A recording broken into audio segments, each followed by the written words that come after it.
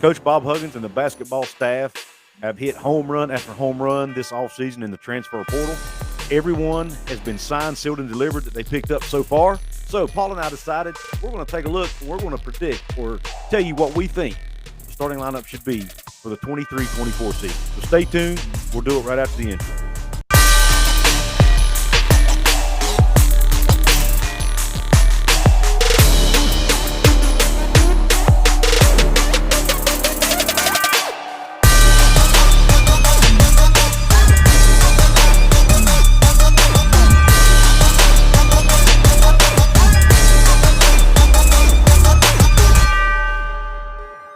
What is up, everybody? This is Couz. And this is Mountaineer Paul.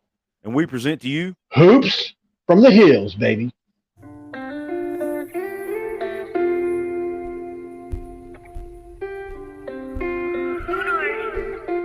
What is going on out there, Mountaineer Nation and college hoops fans? We are here. We're going to present to you a show today that I think is going to be, it's a little different than what we normally do, but I think it'll be fun. Paul and I are thought-provoking. There you go. Thought-provoking is the best way to put it. We're going to look at the lineup, the projected lineup for the West Virginia team this upcoming season. Now, we know it could change because he could get more guys could leave, and so forth. But we're going to look at the lineup today and tell you who we think should be the starters and who we think should be, the first guys off the bench and so on and so forth. So let's go ahead and present spreadsheet. All right, first of all, this is my lineup. As you can see, my point guard is Kerr Kriisa. Maybe a little controversial here, not controversial, but some people may not like this next pick. But my two guard, I have Joe Toussaint actually as a starter. Like most people are assuming that Raequan Battle are going to start, but I've got Joe Toussaint at that spot because I think we need his defense. I think his defense is too valuable to not have on the court. So I think he needs to be out there, and I think his loyalty needs to be repaid by putting him in the starting lineup. My number 3 is Jose Perez. No big surprise there. Number 4 is Trey Mitchell, also a guy coming back from last year's team. And then number 5, no big surprise, Jesse Edwards, the transfer from Syracuse. First of all, Paul, what do you think about my lineup? And then we'll get to yours. Well, while I don't think it'll be the starting lineup to start the season, I do think it's a lineup we will see at points during the season. Right. I really do. I think having both those guys playing at the same time is going to be needed at points in the year. Mm-hmm. But Raequan Battle, I think, is going to prove to be too important to this year's team, like Eric Stevenson was last year. Gotcha. As a scorer to not be in the starting lineup. We decided off camera for the fun of this exercise. Obviously, we would have to throw in some curveballs. Obviously, Couz doesn't think that Battle's a bum or anything like that. No, not this at all. Is just for the sake of the exercise. We thought we'd have some fun with it.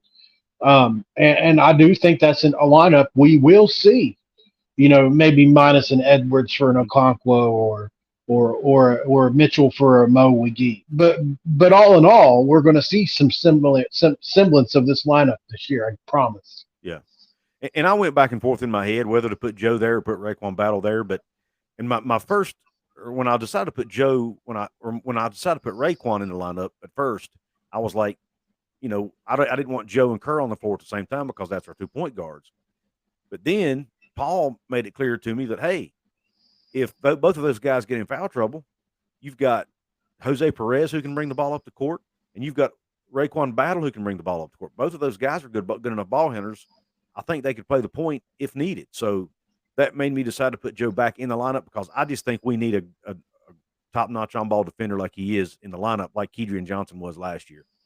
Then, as you can see on the bench, I've got Raequan Battle as a 6-man. You talking about a 6-man. He'd be a superstar 6-man. Kind of like Jay Sean Page was to us a few years ago, if you guys remember that, or Tariq Phillip. Then you've got maybe even better than those guys, actually. Then you've got Omar Silverio, the sharpshooter from Manhattan.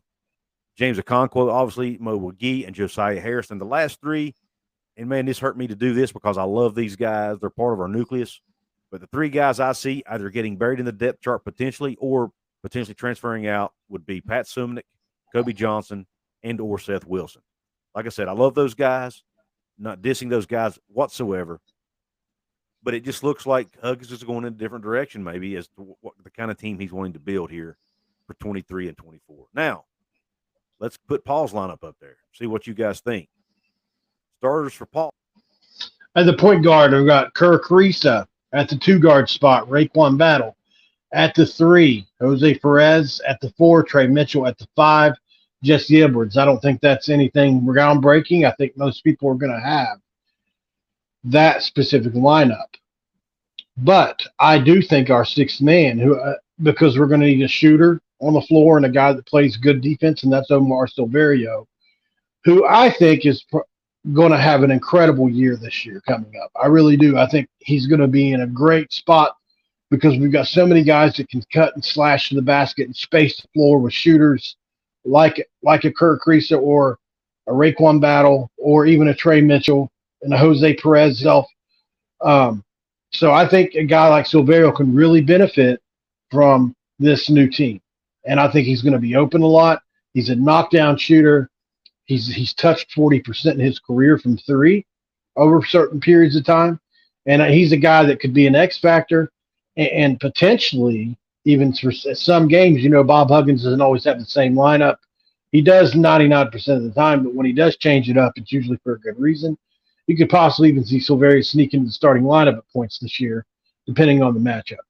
Joe Toussaint can't be overlooked as to his importance to this team.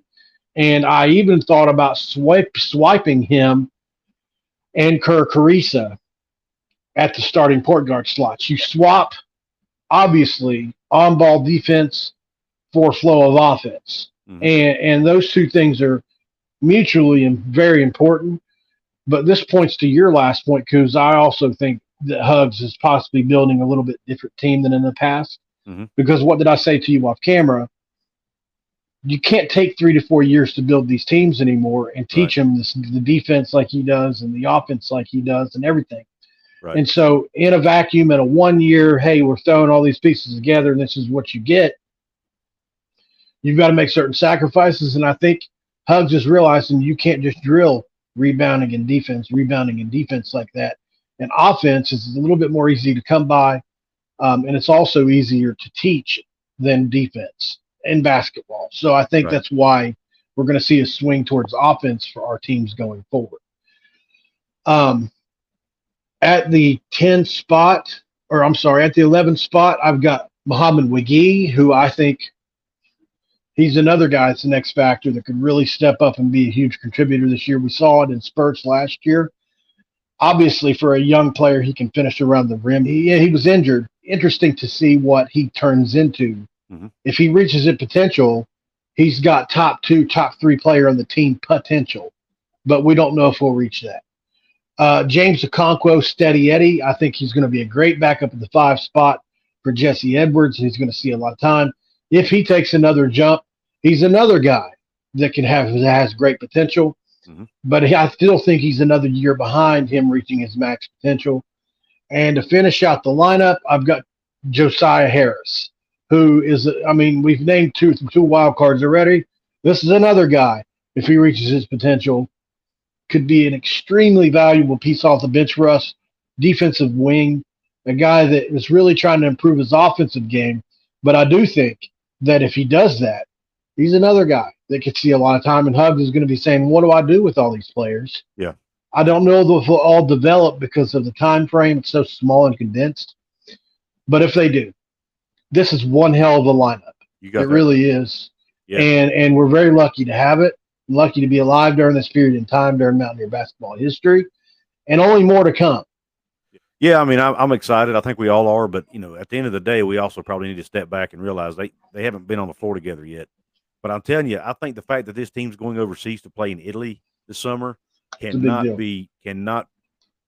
come at a better time, because that's going to give these guys a chance and time to gel together. And by the time they actually get to the season, they will have played games together against other teams. And that, I don't know how valuable. I don't think you can put a price on that. It's going to be invaluable.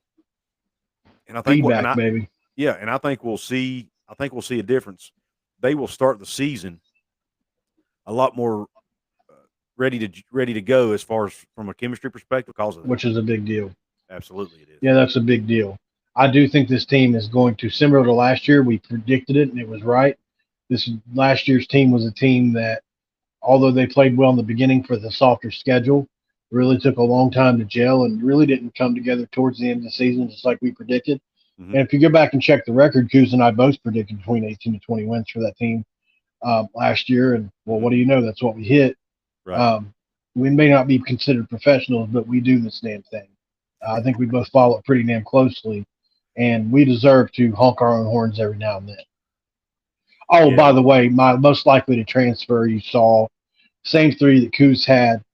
I wouldn't mind to be wrong about that, just to be honest Yeah. with you. Um, Certainly love Seth Wilson and what he can contribute to this team. I just think that it's not that he doesn't have the potential to be a great player or anything like that, but you don't bring in these pieces that we brought and pay them what they've been paid for them to sit on the bench or to let Seth Wilson or whoever develop, unfortunately. Yeah. And Paul and I talked off camera, and Paul can vouch for this. I really struggled. I struggle to say anything bad about any of these players, but especially Seth Wilson. I love that kid, man. And I was kind of a shooter when I played basketball years ago, and that's kind of the players I really gravitate to. And that cat's a sharpshooter, man. He hit a lot of big shots for us last year in stretches when we needed shots made.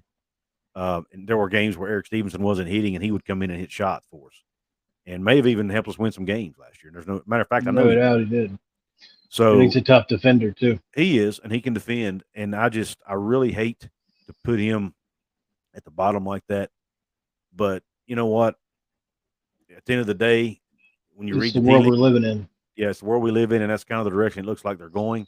I think they're bringing in guys who are longer, and I They're just think just a little bit better than he is right now. yeah, and I think he may end up getting pushed. I could be wrong. I hope I am wrong. I hope he comes out and balls out and shoots freaking 45% from three. And I His mean, mom might let us hear it even more then. yeah, yeah, yeah. For those of you who don't know what he's talking about, I think it was his mother, some female with the last name Wilson. I'm assuming it's his mother. Came on under one of our videos and expressed her opinion about how she felt like Seth deserved a better opportunity and all that to show what he could do. And I, as a parent, I can totally relate to that. Trust me. Trust me. I've lived through those moments as a parent with my own kids. Just not obviously not at that level, but I don't think it changes as your kids get older. No. Your mindset doesn't change on that stuff. So I totally understand where she's coming from.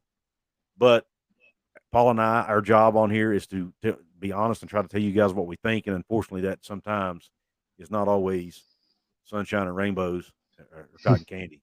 Sometimes it ruffles the feathers of a mother hen. It does, it does. And no hard feelings, nothing personal. We love those guys. We just think that's the direction the program's going, and that's what we kind of foresee happening. And Yeah. look, we could be totally wrong, and that's okay too. At the end of the day, Paul and I just want to see West Virginia basketball successful. Period.